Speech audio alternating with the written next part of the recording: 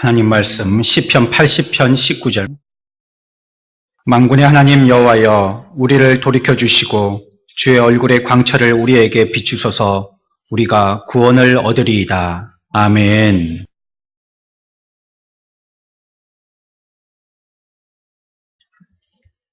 강원도 홍천군 홍천읍 빌라 4층 화재 현장에 대한 얘기입니다.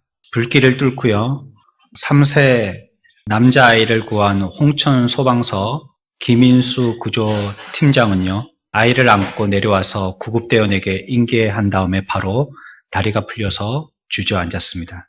10월 28일 오후 5시 17분경에 화재 신고가 접수되었는데, 출동할 때 집에 아이가 혼자 있다는 엄마의 다급한 연락을 받게 되어집니다. 8분 만에 도착한 4명의 구조대원과요, 2명의 화재 진압대원들은요, 4층에 진입을 했지만 이미 천정과 벽에 시뻘건 불이 붙어 있었고요, 연기가 너무 자욱해서 한 치 앞도 보이지 않았습니다. 겨우겨우 더듬어서 안방까지 진입을 했고요, 대원들은 의식을 잃고 침대 위에 쓰러져 있는 아이를 발견했습니다. 김 팀장은요, 아이가 호흡한다는 것을 확인하고요, 바로 보조 산소 마스크를 씌운 뒤에 지체 없이 이 아이를 안고 아래로 내달렸습니다. 김 팀장이 구급대원에게 아이를 인계한 시간은 오후 5시 38분, 신고 접수 21분 시점이었습니다. 응급처치를 받은 아이는요, 병원에 도착하기 전 의식을 찾았습니다.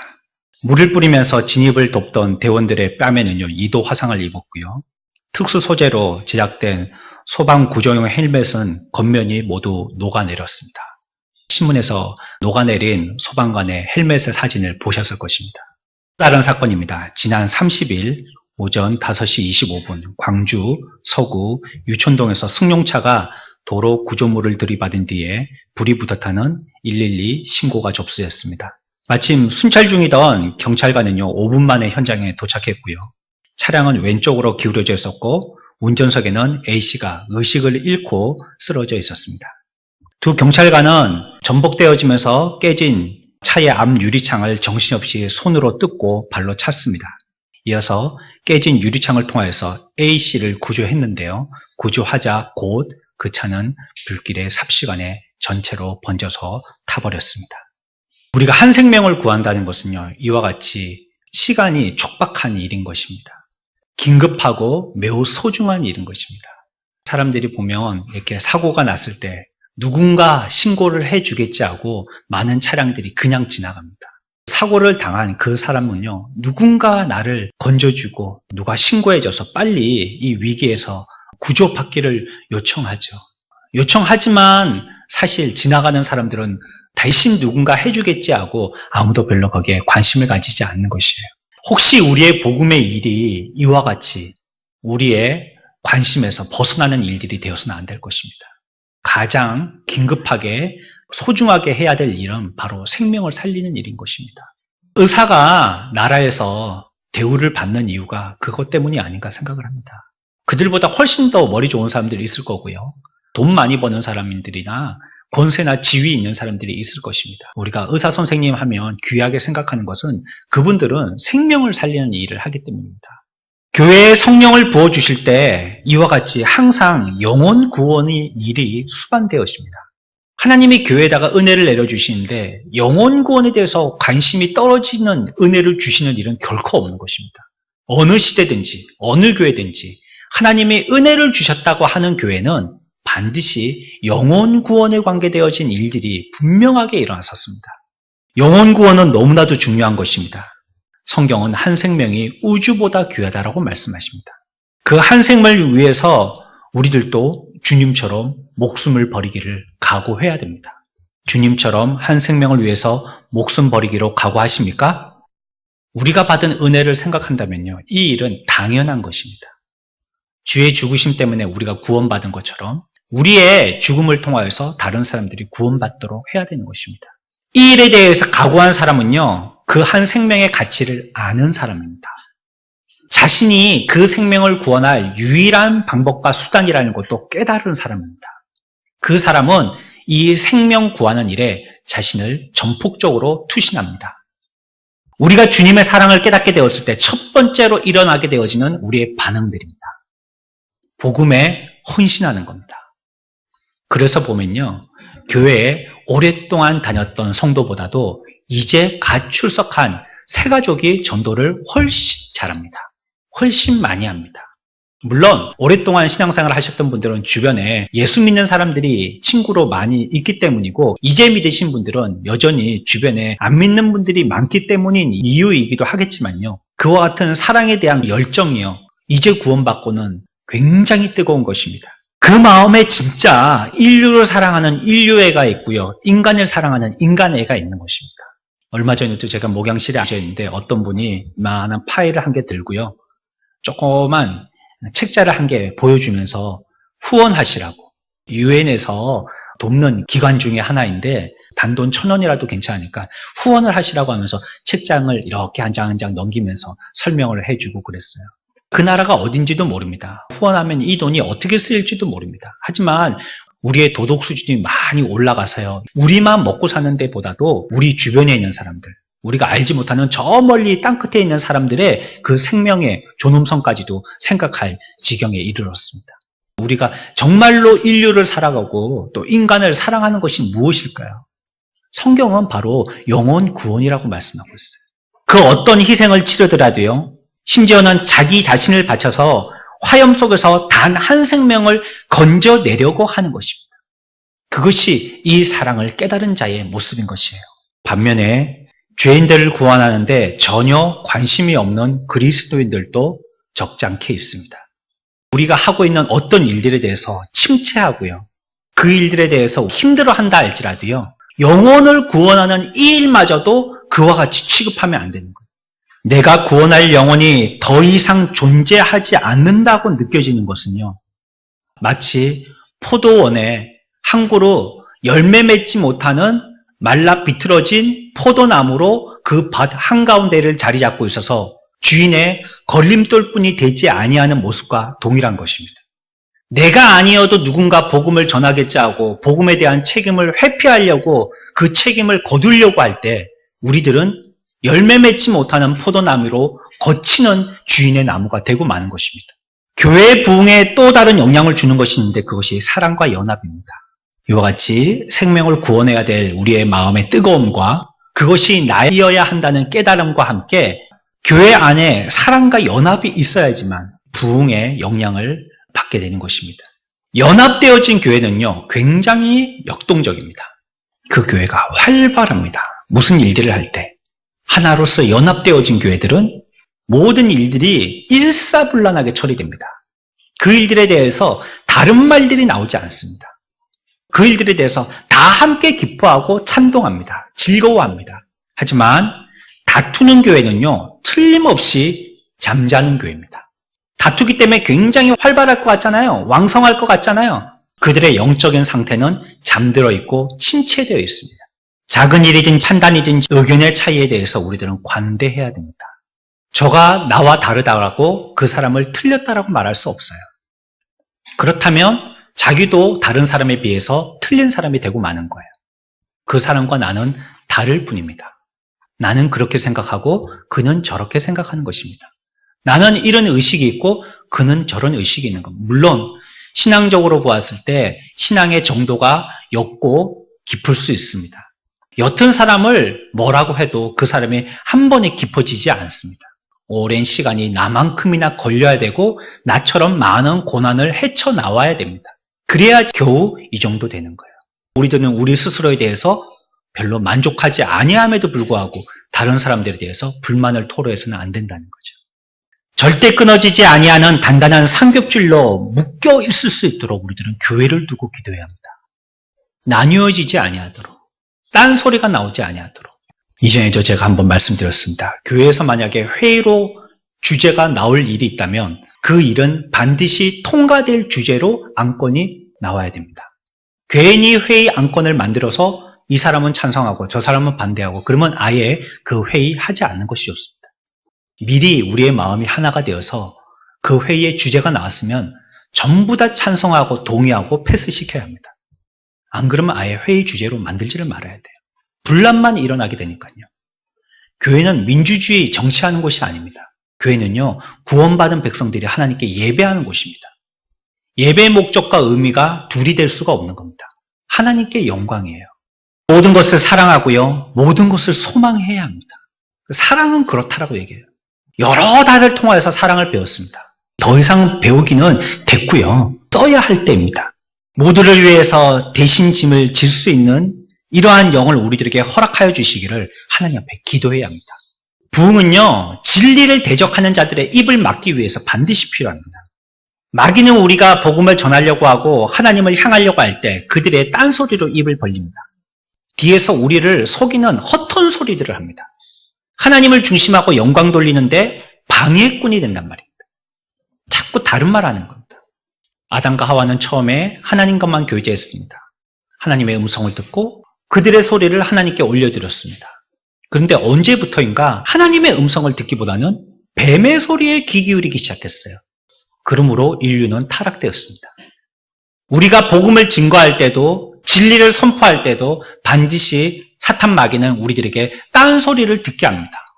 일할 사람이 없다, 돈이 없다, 해봐도 안 된다, 비가 와서 안 된다, 눈이 와서 안 된다, 바빠서 안 된다, 힘들어서 안 된다. 우리의 상황은 그럴 만한 형편이 아니다. 자꾸 다른 말을 듣게 해요. 우리가 우리의 사역을 하나님 앞에 감사함으로 행하려고 할 때에 우리를 조롱한다고 할지라도 그 일들에 대해서 우리가 구원받은 백성이라면요, 그 말에 반응하지 않아도 됩니다. 교회는 옳은 것을 전하는 데 매진해야 됩니다. 그런 것을 고치는 데 애쓰면서부터 우리의 생각은 굉장히 부정적이 됩니다. 거기에 대한 반응은 들은 사람들의 몫입니다. 그러나 우리가 전하지를 않는다면 그 책임은 우리들에게 있는 것입니다.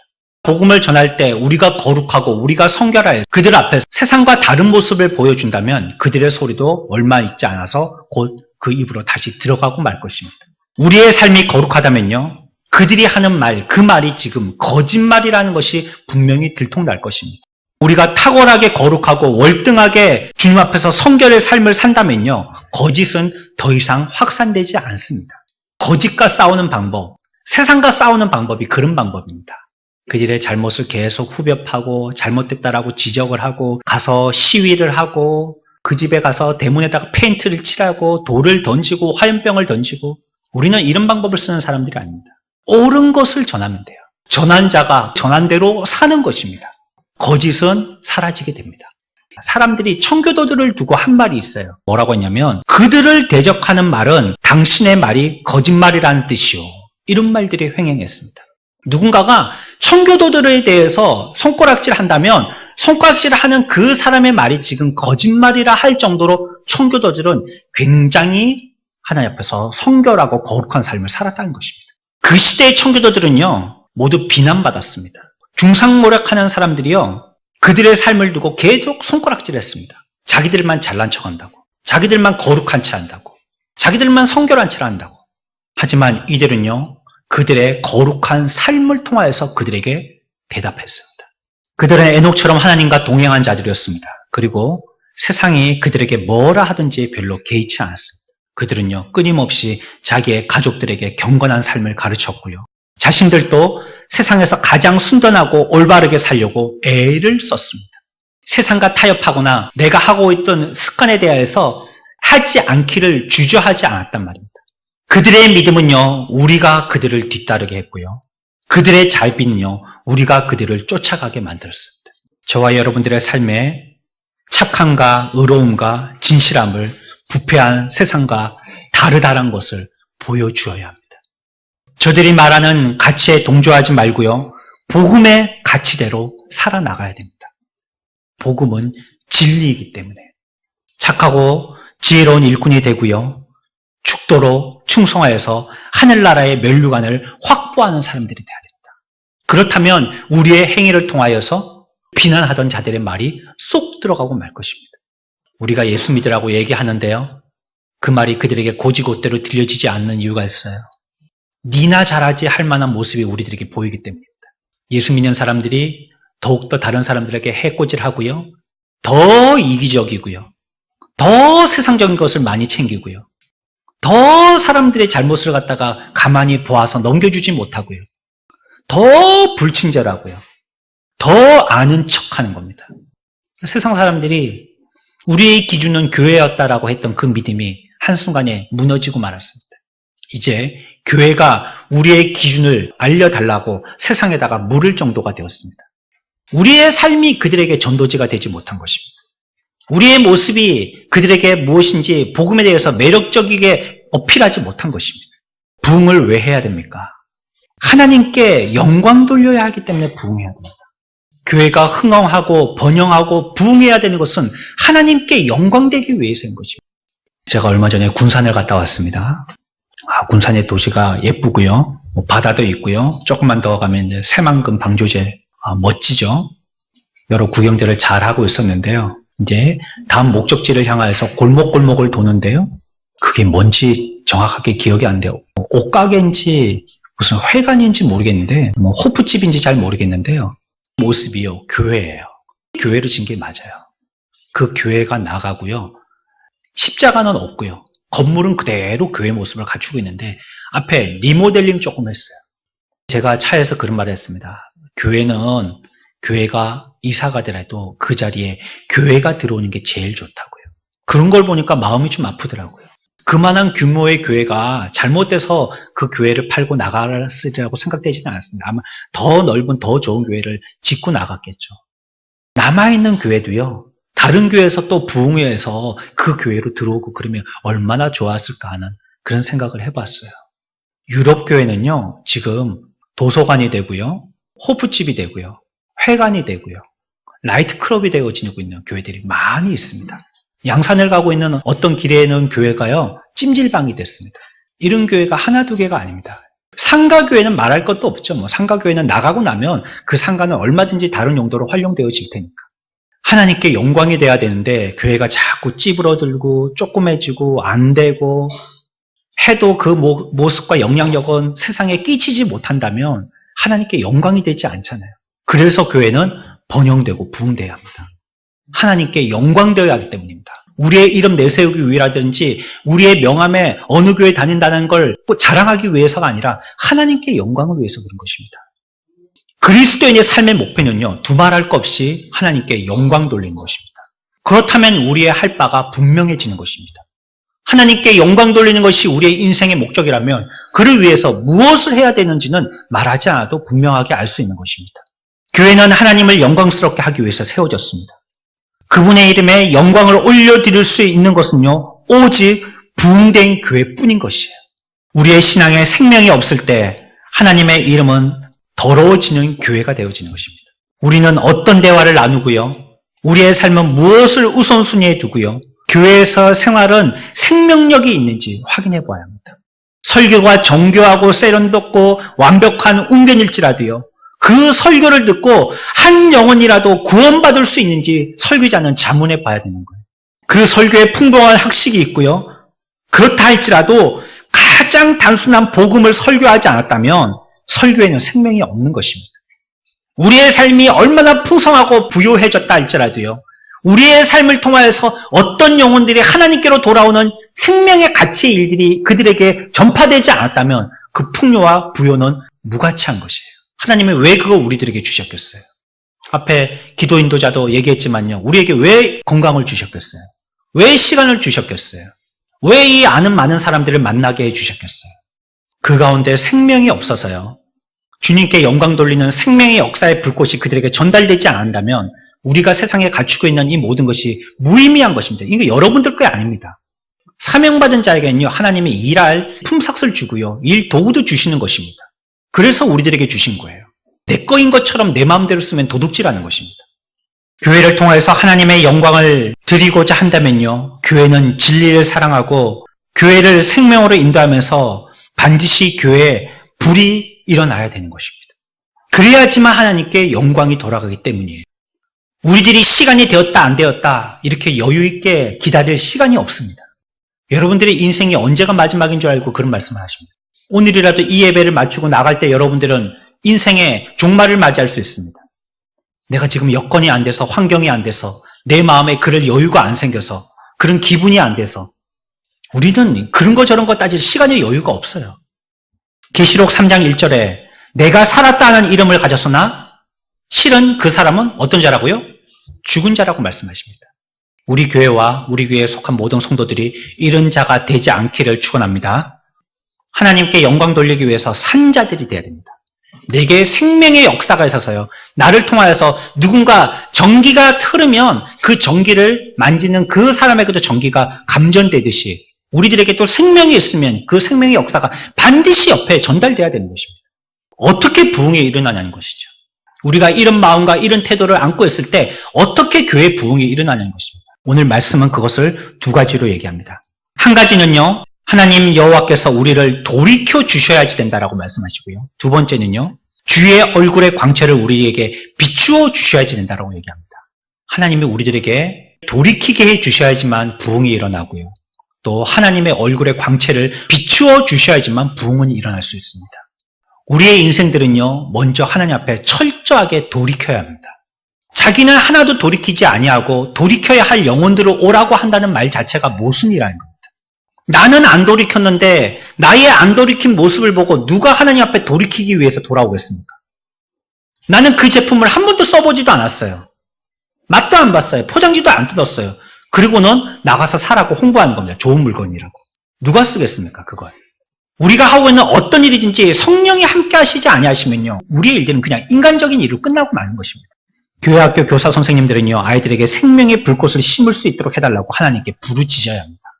불은요, 큰 불도 좋은 것이지만요, 불씨만 있어도요, 그 불은 언젠가는 불타오르게 됩니다. 문제는 불씨조차도 없는 거죠. 우리 반 아이들이 다 뜨겁지 않아도 괜찮습니다.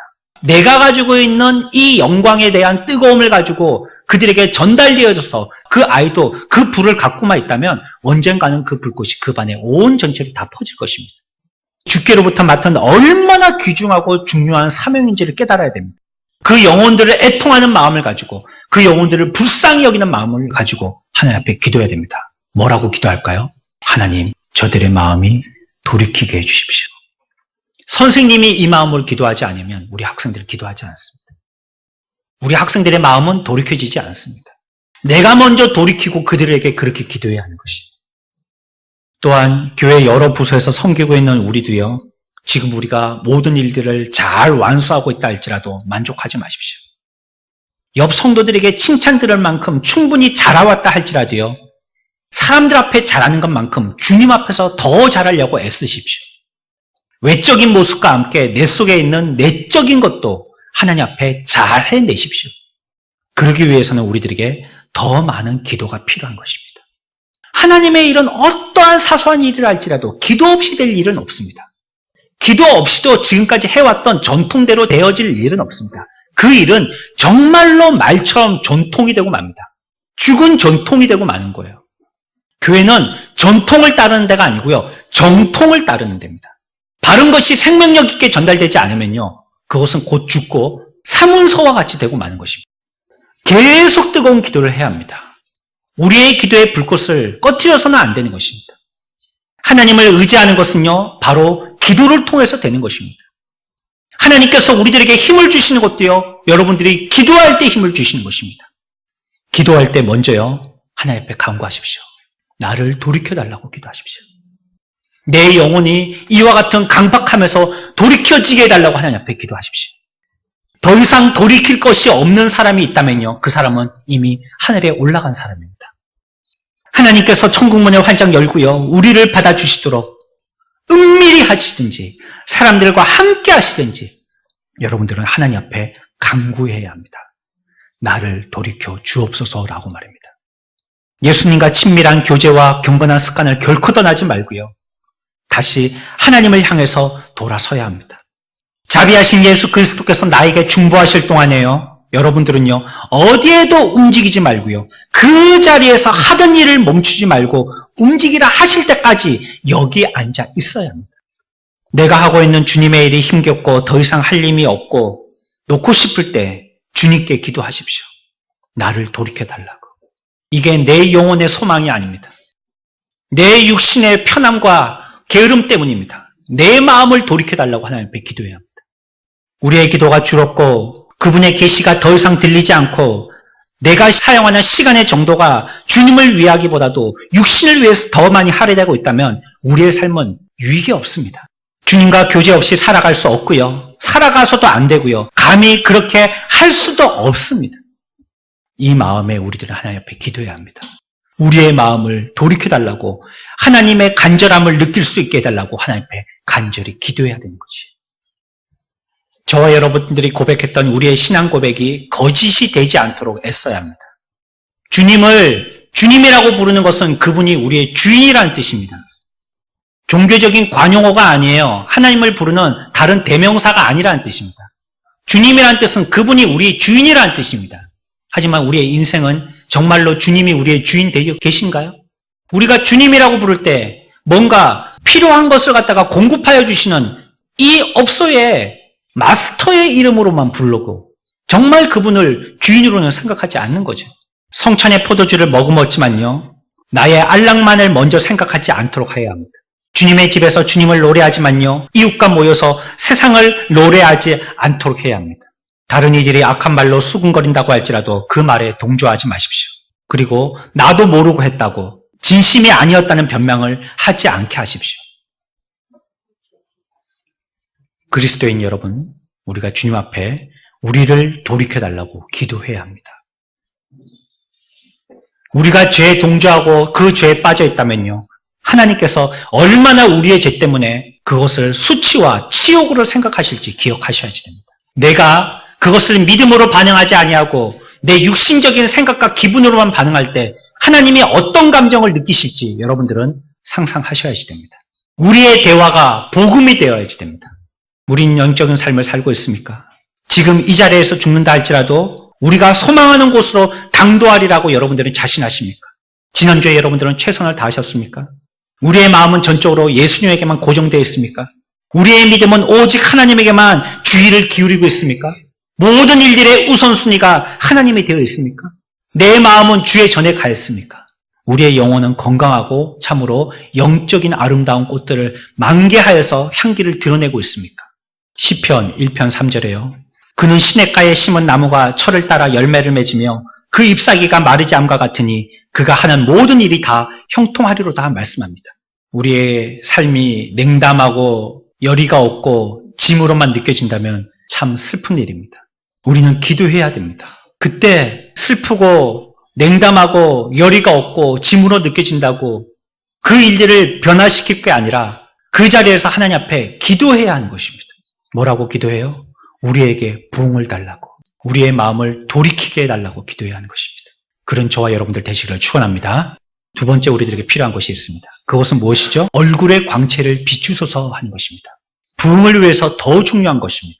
우리가 돌이키는 것보다 더 중요한 것은 그 얼굴의 광채를 비추어 주시는 것입니다. 교회의 부흥은요, 주님이 교회에 자기 얼굴의 광채를 비추어 주시는 것입니다. 그게 교회 부흥입니다. 교회 인원수가 1000명이든지 10,000명이 는다 할지라도 하나님이 없는 교회라면 그 숫자는 그 교회의 저주입니다. 많을수록 그 교회의 저주입니다. 우리는 하나님께서 우리에게 주시는 더 큰 은혜가 없이는요, 수만 증거하는 것을 복으로 생각하지 말아야 합니다. 하나님이 수 가지고 일하시는 분이 아닙니다. 100명이 없어서 일 못하시고 1000명이 없어서 일 못하시는 분이 아니에요.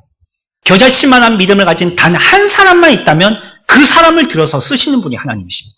하나님의 함께 하심이 없는 교회에 10,000명이 있다. 큰 걱정거리입니다. 하나님의 은혜가 없는 우리의 단체에 숫자가 1000명이 있다. 근심거리입니다. 그거는 저주거리입니다. 교인이 늘면 늘수록요, 그 교회는 더 많은 은혜가 필요합니다. 한 사람이 더 생길수록 은혜는 그만큼 더 있어야 되는 것이에요. 왜 교회가 부흥하고 성장하다가 멈추느냐? 교회에 끼쳐진 은혜의 정도가 그 정도뿐인 거예요. 아무리 물을 많이 붓지만요, 그 그릇이 작게 되어져서 물이 아구까지 찼으면요, 그 나머지는 다 흘러 넘치는 것이 자연적인 이치입니다. 우리의 받은 은혜가 이 정도뿐이 안 되고 우리가 간수하고 보존하고 이루고 있는 은혜가 이 정도뿐이 안 되면요, 나머지 은혜는요, 들어왔다가 다시 빠져나가는 것입니다. 하나님이 우리에게 은혜를 주셔야지 돼요. 그 얼굴의 광채를 우리들에게 비추어 주시지 않은들 우리가 어떤 전도의 프로그램으로 숫자를 많게 했다 할지라도 결코 하나님에게 영광이 되지 못합니다. 휘필드의 설교가요, 설교를 했을 때 1000명이 구원받았습니다. 베드로가 설교할 때 3000명이 구원받았습니다. 그러나 하나님의 역사는요, 위대한 사람뿐만이 아니라 저와 여러분들처럼 작고 연약한 사람을 통해서도 하나님은 일하실 수 있습니다. 하나님의 주의 얼굴의 광채가 비추기만 한다면요, 안 될 이유가 없는 것입니다. 여러분들 힘드시죠? 여러분들 있는 자리가 지금 마음의 고생이 심하시죠? 이 자리를 두고 여러분들 오랫동안 기도하고 계시죠? 마음에 갈등하고 계시죠? 그렇지만 소망을 잃지 마십시오. 하나님의 은혜가 비추어 주시기만 한다면 이 풍랑 인연되어서 더 빨리 가게 될 줄 믿습니다. 하나님의 은혜가 필요한 것입니다. 사람 방법, 환경, 기술, 돈, 우리 남편이 승진 아닙니다. 하나님의 은혜가 필요한 거예요. 스스로 부유하고 재물이 계속 불어나서요, 그것을 통하여서 더 이상 부흥이 필요 없다라고 생각하는 것은요, 그 사람이 지금 톡톡히 무엇인가 잘못 생각하고 있는 사람입니다. 그 사람은요, 나는 가난하고 비참한 사람이라고 사람들에게 얘기하고 다니는 것입니다. 은혜 없이도 난 살만해. 하나님이 나에게 얼굴의 광채를 비추어 주시지 않아도 그럭저럭 살만해. 그 사람은 지금 빈털털이라는 것을 광고하고 다니는 사람입니다. 하나님의 백성들 가운데 최고의 사람으로 평가된 사람은요, 스스로 가장 극악한 환경에 있었다라고 고백하는 사람들이었습니다. 그 사람을 하나님이 믿음의 사람이라고 자랑하였습니다. 우리가 우리 스스로를 부요하다라고 한다면 상황은 반대입니다. 말씀 앞에 어떤 누구도 죄인인 저와 여러분, 우리의 영혼을 하찮게 생각하지 마십시오. 우리가 스스로 죽는 것, 심판받는 것을 대수롭지 않게 생각하지 마십시오. 그리고 주님께 우리의 부족함을 두고 스스로 부르짖는 것을 어리석게 생각하지 마십시오. 우리가 지금 얻고 있는 것은요, 예수의 피값으로 지불한 무한한 가치의 것입니다. 우리의 영혼에 공급받고 있는 것은요, 세상의 어떤 것들로도 값주고 살 수 없는 존귀한 것입니다. 우리가 그 악한 길을 버리고 하나님께로 돌이켜갈 수 있도록 은혜를 내려달라고 주님 앞에 기도해야 하는 것입니다. 주님은 죽을 자가 죽는 것도 기뻐하지 아니하시지만요, 스스로 돌이켜 사는 자를 훨씬 더 기뻐하십니다. 적어도 오늘이라는 기회가 있습니다. 또한 말씀 앞에서 복음을 들은 기회가 있습니다. 하나님 앞에 자비를 구하십시오. 긍휼을 구하십시오. 주님의 얼굴을 우리들에게 돌리지 마시고, 나를 주님 앞에서 멀리하지 마시고, 내게서 주의 얼굴을 가리지 마시고, 암흑 가운데 흑암 가운데 두지 마시고, 내게 주의 얼굴의 광채를 비추어 달라고 주님 앞에 간구해야 합니다. 그럴 때 나를 통한 교회의 부흥은 일어나게 되는 것입니다. 말씀을 정리하겠습니다. 오늘 두 가지를 생각했습니다. 첫 번째, 어떤 일이 있어야 된다고요? 여러분들이 하나님 앞에 돌이켜야 합니다. 회개하십시오. 여러분들 마음에 양심에 걸리는 것이 있다면 하나님 앞에 다가가지 아니하고 안일과 만족만을 우리가 손꼽았다면 회개하십시오. 그 자리를 앉아서 주님이 앉아있으라 할 때 내가 엉덩이를 덜썩거리고 있었다면 회개하십시오. 이건 안 된다라고 내 스스로 자포자기했다면 회개하십시오. 먼저 돌이키는 것이 필요합니다. 두 번째는 뭐가 필요해요? 하나님의 얼굴의 광채를 우리에게 비추어 주셔야 합니다. 우리가 아무리 돌이켜도 하나님의 은혜가 없다면요, 무용지물인 것입니다. 죽으라고 기도했지만 기도하는 대상이 죽은 신상이나 내가 돌로 깎아 만든 신상이라면 소용이 없는 겁니다. 1000번이 아니고 10,000번을 그 앞에 절한다 할지라도 반응하지 아니한 돌덩어리 앞에는 필요가 없는 겁니다. 하나님이 우리들에게 은혜를 주셔야 되는 겁니다.